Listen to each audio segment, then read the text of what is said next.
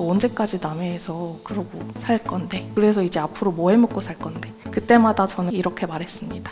아마도 책방을 할 것 같아. 제가 평소에 여행 가면 그 동네에 있는 독립서점 가는 걸 좋아했어요. 근데 남해에 있는 독립서점이 하나도 없더라고요. 그러면 내가 한번 해볼까?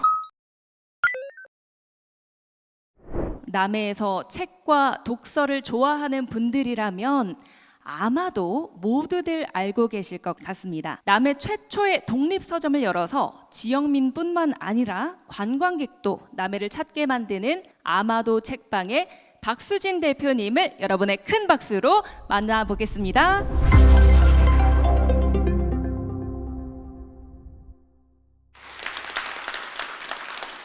여러분 안녕하세요. 저는 남해 삼동면 지종마을의 작은 독립서점 아마도 책방의 책방지기 박수진이라고 합니다. 저희 책방은 매장 한가운데 이렇게 뜬금없이 침대도 있고요. 큰 칠판에 타자기까지 책이 진열된 책장이 없다면 여기가 어딘가 싶은 이곳.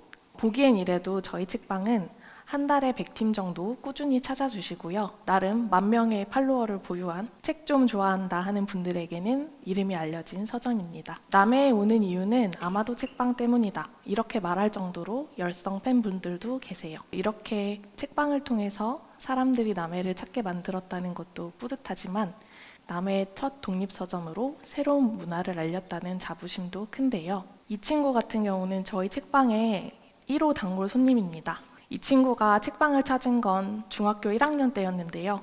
서점이라고는 남해읍에 참고서만 파는 서점만 보다가 독립출판물이 가득한 제 책방을 보고 신기해했습니다. 당시에 이 친구가 했던 말이 우리 동네에 이런 책방을 만들어줘서 너무 고맙다. 그리고 자기가 어른이 될 때까지 책방을 계속 해달라. 이 친구 지금 어떻게 됐을까요?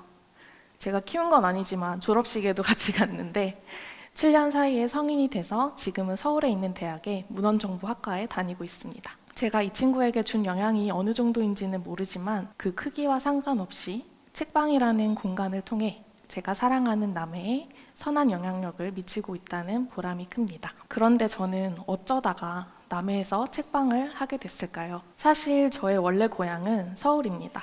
학생 때는 부모님 말을 잘 듣는 소위 범생이었습니다. 그때는 좋은 대학을 가야 선택지가 넓어진다는 엄마 말을 믿고 서울에 있는 대학에 토목과에 진학했는데요. 늦게 배운 도둑질이 무섭다고 대학에 가니까 재밌는 게 너무 많았습니다. 이것저것 다 열심히 했는데 이제 막상 졸업을 앞두고 보니까 선택지가 별로 없더라고요. 그래도 토목과는 취업은 잘 되기 때문에 운 좋게 대기업에 취업을 했습니다. 그래서 저는 행복했을까요? 여러분 혹시 갑자기 아무 이유 없이 닭똥 같은 눈물을 흘려본 적 있으신가요? 제가 3년차 직장인일 때 출근해서 딱 책상에 앉았는데 갑자기 수도꼭지를 틀어놓은 것처럼 눈물이 안 멈추고 줄줄 흐르더라고요. 아마 매일 야근하고 주말에 쉬지도 못하고 또 인간관계에서 오는 스트레스가 겹쳐서 번아웃에 우울증까지 왔던 것 같습니다. 그때 저는 살면서 처음으로 내가 살고 싶은 삶에 대해서 진지하게 고민을 했던 것 같아요. 과감하게 사직서를 냈습니다. 내가 좋아하는 일은 뭘까?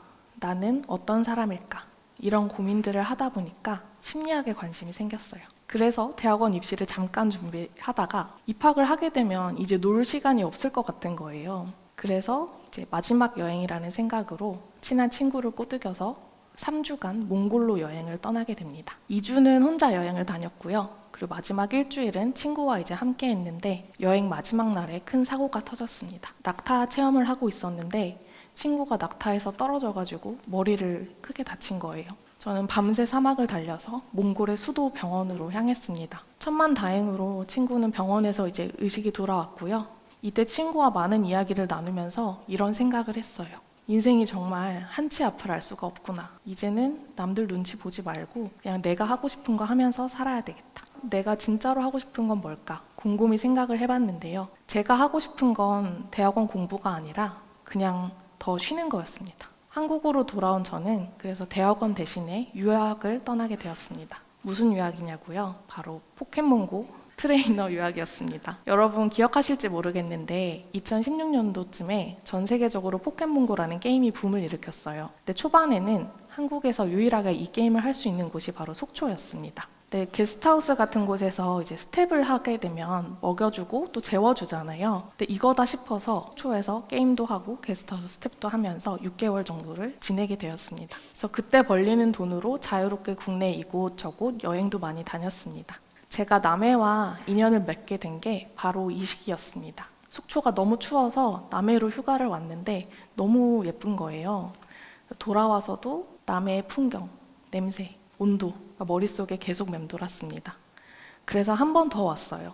두 번째 왔을 때는 여행이 아니라 그냥 아예 남해에서 한번 살아보자 이런 생각이 들어서 이후 속초 생활을 정리하고 남해로 내려왔습니다. 남해에서도 저는 게스트하우스에서 일을 하면서 지냈어요. 근데 이제 퇴사를 한 지도 꽤 됐고 자꾸 알바만 하니까 부모님이랑 친구들이 수진아, 너 언제까지 남해에서 그러고 살 건데?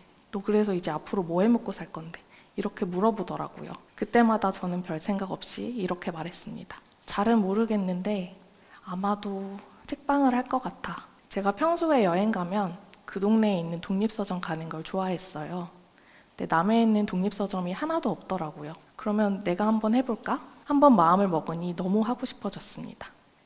저는 바로 전국의 유명한 독립서점과 독립서점 워크숍을 찾아다니면서 본격적으로 책방 열 준비를 했습니다. 그렇게 2018년 삼동면 지종마을에 아마도 책방을 열었습니다. 처음에는 용감하게 100권도 안 되는 책으로 시작했던 것 같아요. 근데 책장에 책을 다 채우려면 한 1년은 걸릴 것 같더라고요. 그래서 조금씩 채워가자는 생각으로 우선 오픈을 했습니다. 저희 서점의 책은 독립출판물 위주로 구성이 되어 있어요. 독립출판물은 출판사가 제작을 하는 책이 아니라 개인이나 소수 그룹이 직접 글을 쓰고 책을 인쇄하고 제본해서 만드는 책입니다. 이런 독립출판물을 서점에 데려오려면 먼저 책을 쓴 작가님 연락처를 알아야 돼요. 이게 보통 쉬운 일이 아닙니다. 일일이 연락을 돌리고 메일을 써서 책을 달라고 부탁해야 되고요. 또 책을 구매해서 파는 형식이 아니고 위탁 거래 방식이에요. 그래서 책이 얼마나 팔렸는지 기록을 해뒀다가 수익금을 정산해드려야 됩니다. 이게 책의 종류가 많아질수록 해야 할 일이 산더미처럼 늘어납니다. 이런 고난에도 불구하고 제가 독립서점을 하는 이유는 개인이 만드는 책이다 보니까 그만큼 개성이 강하고 또 희소성이 높다는 매력이 있습니다. 그래서 힘은 들지만 정말 밤낮을 가리지 않고 좋은 책을 구하고 진열하고 또 입고된 책을 SNS로 알리는 노력들을 했는데요. 이런 노력이 통했는지 이제 저희 서점은 남해 지역을 넘어서 관광객들이 찾아오는, 심지어 서점에 오려고 남해를 관광하게 만드는 그런 서점이 됐습니다. 책방을 운영하는 동안 손님들과는 이제 친구가 됐고요. 신문이나 잡지에도 소개가 되고 기억에 남는 순간들이 참 많습니다. 이렇게 좋은 날도 많지만 사실은 책방을 한다는 게 정말 먹고 살기가 힘듭니다. 그래서 저는 아직도 책방 유지를 위해서 서점을 출근하는 시간을 제외하고는 대부분 다른 일들을 하고 있습니다. 이런 생활이 한 5년을 넘어가니까 이제 체력적인 한계도 오고 매출도 점점 떨어지더라고요. 나는 분명 여유 있는 삶을 살고 싶었는데 책방 때문에 다시 여유를 잃고 예민해진다는 느낌을 받았습니다. 그래서 사실 한 2년 전에 남해를 한번 떠나려고 했었어요. 떠날 땐 떠나더라도 이 거리에 계속 책방이 있었으면 좋겠다 싶어서 책방 인수자를 찾기도 했었는데요. 막상 책방을 정리하려고 보니까 직접 페인트 칠했던 벽부터 힘들게 구해서 배치한 가구들이랑 손님이랑 찍었던 사진들, 이런 것들이 너무 눈에 밟히더라고요. 그래서 그때 생각했습니다. 내가 먹고 살기가 너무 힘든 건 사실이지만 그게 다 내가 이 책방을 너무 사랑해서였구나. 그러면 이 책방을 지킬 수 있는 방법이 뭐가 있을까? 저는 역설적이지만 오히려 제 삶에서 책방의 비중을 조금 줄여야 되겠다고 생각했습니다. 그래서 책방을 다시 열며 시작한 2가지 묘안이 있는데요. 첫 번째는 하루 책방지기였습니다. 하루 책방지기는 손님이 체험비를 내고 하루 동안 책방을 운영해보는 프로그램인데요. 내 돈 주고 남일 해주는 이런 프로그램, 누가 참여할까 싶으시죠? 그런데 이게 생각보다 수요가 있습니다. 책을 좋아하는 분들은 제가 그랬던 것처럼 서점 주인이 된다는 것에 대한 로망이 있더라고요. 그래서 어떤 책방지기는 영업을 정말 열심히 하셔가지고 평일인데 주말 매출만큼 책을 팔아준 분도 계십니다. 제가 서점을 계속할 수 있는 원동력, 그 두 번째는 바로 서핑입니다. 제 남의 사리에서 이제 책방의 비중을 줄이기로 했잖아요. 이걸 채워줄 수 있는 새로운 걸 찾다 보니까 남의 송정에 서핑샵이 있더라고요. 그렇게 시작한 서핑에 지금은 완전히 푹 빠져 살고 있습니다. 그러다 보니 서핑 사장님 찬스로 송정해변 바로 앞에 남쪽 계절이라는 이름의 책방 2호점까지 차려버렸습니다. 책만 파는 건 아니고요. 바다와 어울리는 책, 그리고 남의 지역 굿즈, 다양하게 판매하는 상점입니다. 여름에는 분점에 집중을 하고 하반기에는 다시 본점에 집중을 하는 방식으로 서점을 운영했는데요. 나름 만족스러운 결과가 나와서 앞으로는 이런 운영 방식을 조금 더 다듬어 볼 생각입니다. 또 서핑은 제게 활력뿐만 아니라 새로운 기회도 가져다 주었는데요. 제가 기고하고 있던 지역 신문사에 서핑에 대한 경험들을 적었는데 그 기고글을 보고 출판사에서 출판 제안을 해주신 덕분에 저는 서핑 별개다 행복이라는 책의 저자가 되었습니다. 지금까지 저의 좌충우돌 책방 운영기를 들려드렸습니다. 책방을 하면서 수년째 듣고 있는 말이 있어요. 좋은 대학 나와서 좋은 일 하다가 다른 일 다 놔두고 왜 돈도 안 되는 서점을 하냐. 그런데 저는 책방을 했기 때문에 할 수 있었던 경험이 너무 많았고 무엇보다 저한테는 책을 팔아서 번 돈이 가장 값지더라고요. 또 이렇게 시골에서 사양산업으로 일을 하는 게 불안하지 않냐 그런 질문도 받는데요. 살아보니까 불안하다고 사람이 죽는 것도 아니고요. 또 도시에서 산다고 안 불안한 것도 아니었습니다. 어쩔 때는 불안 자체가 동력이 되기도 하더라고요. 중요한 건 내가 하고 싶은 거, 그리고 나의 마음의 소리를 잘 듣고 따르는 일 같습니다. 오늘 오신 여러분도 여러분의 마음의 소리에 귀를 기울이고 여러분이 하고 싶은 일로 머물고 싶은 남해, 그리고 찾아오는 남해를 만드시길 바랍니다. 지금까지 아마도 책방의 박수진이었습니다. 감사합니다. 저는 얼마 전에 아마도 책방에 하루 책방지기로 방문했었고 저는 분당에서 온 청년 박지은이라고 합니다. 반가워요, 저희. 엄청 팬이 됐어요, 대표님의. 그래서 오늘도 분당에서 오늘 내려왔거든요.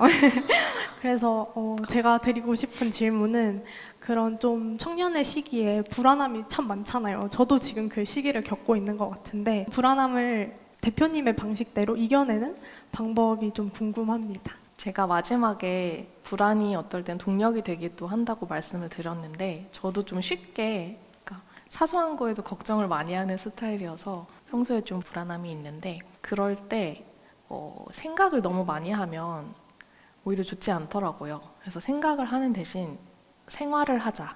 그래서 많이 불안할 때 저는 많이 움직입니다. 집 청소하고요. 산책 나가고요. 조깅하고 고양이 목욕시키고 이렇게 하면서 다른 일에 좀 몰두를 하다 보면 불안함도 그리고 내가 걱정했던 일들도 조금 많이 가라앉더라고요.